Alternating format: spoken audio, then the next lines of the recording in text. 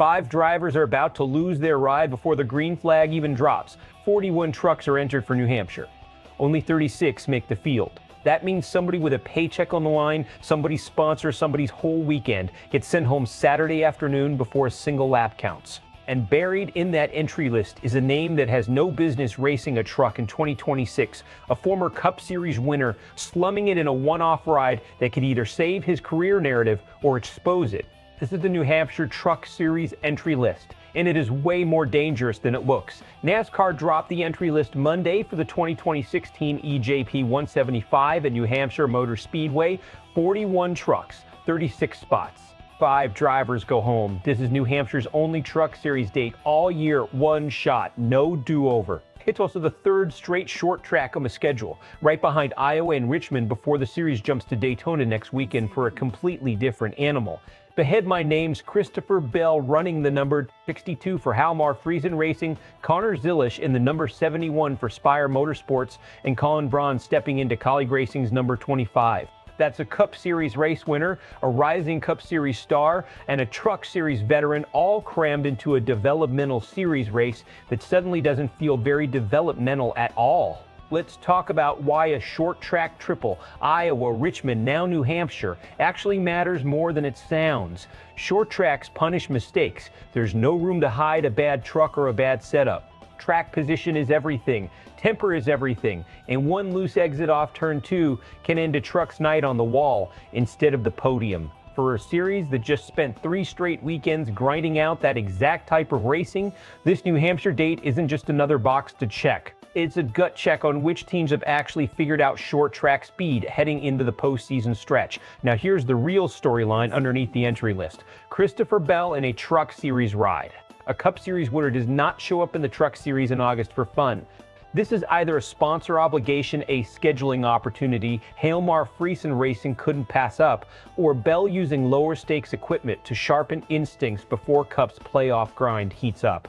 Whatever the reason, when a name that big steps into a truck, it changes the entire psychology of that race for everyone else in the field. Full-time Truck Series regulars, guys fighting for a championship point, fighting to keep a ride next year, now have to worry about a former Cup winner potentially eating their line, their spot, their moment. And that tension is where this race gets interesting. Let's break down what actually matters strategically here, because the casual fan sees a list of names, the smart fan sees a minefield. First, the 36 truck cutoff. 5 trucks are going home. That single fact changes how every borderline team approaches practice and qualifying. Teams in the bubble aren't racing for a good finish anymore. They're racing just to make the show. That desperation often leads to overdriving, and overdriving on a short track means contact. Watch for chaos in the opening laps from teams with nothing to lose. Second, Christopher Bell's presence is a legitimate wild card, and here's the uncomfortable question nobody wants to ask out loud. Is this smart or is this reckless? On one hand, seat time is seat time. Bell gets more laps, more fuel for short track handling, more reps before Cup's playoffs intensify. That's a real competitive edge. On the other hand, this is also a Cup caliber driver potentially stealing a signature win from a full-time Truck Series driver who's been grinding all season for exactly this kind of moment. If Bell wins, it's a headline for one afternoon. If a Truck Series regular beats him, that's a career-defining result. The stakes are wildly asymmetric, and that's what makes this fascinating. Third, Connor Zilisch. This is a different kind of storyline. Zilisch isn't a Cup veteran slumming it. He's a rising star using the Truck Series exactly how it's designed to be used, as a proving ground. Every lap he puts down against Bell and the series best gives him more ammunition for wherever his career goes next. If Zilisch outruns Bell head-to-head, that's not just a good weekend, that's a statement for Colin Braun stepping into Kaulig Racing's equipment. One-off entries like this are almost never random. Teams don't hand a competitive truck to an outside driver unless there's a reason, sponsor activation, evaluating him for a future seat, or simply because Kaulig believes his experience gives them the best shot at New Hampshire specifically. Watch how Braun performs relative to Kaulig's regular lineup. That comparison alone could shape decisions well beyond this one race. Bottom line, this entry list isn't just a formality.